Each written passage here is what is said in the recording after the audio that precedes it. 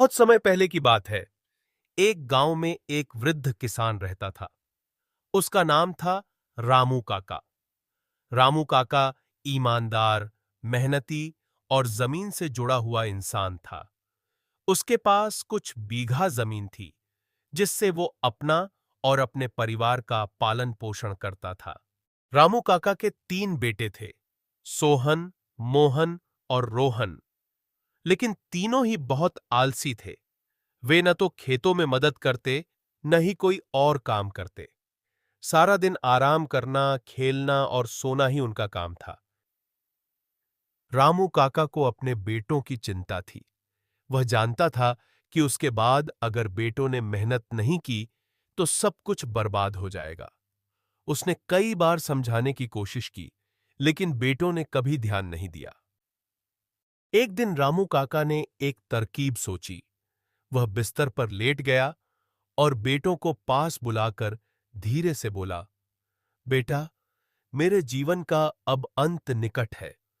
मैंने खेत में कहीं गड़ा हुआ खजाना छुपाया है। तीनों बेटों की आंखें चमक उठीं। सोहन ने पूछा, कहाँ है वो खजाना बाबा? रामू काका बोला, खजाना कहीं खेत में गड़ा है, लेकिन सही जगह मुझे अब याद नहीं। तीनों बेटों ने बिना समय गंवाए पूरे खेत की खुदाई शुरू कर दी।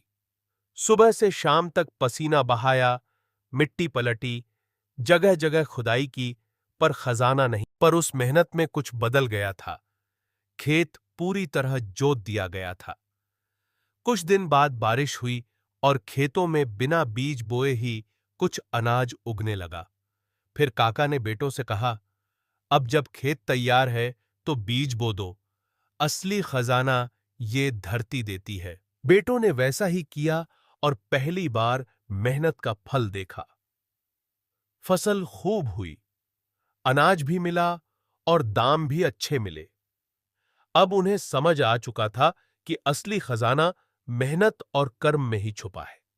बूढ़ा किसान मुस्कराया, तुमने खुद खजाना उगाया है बेटा, यही असली धन है।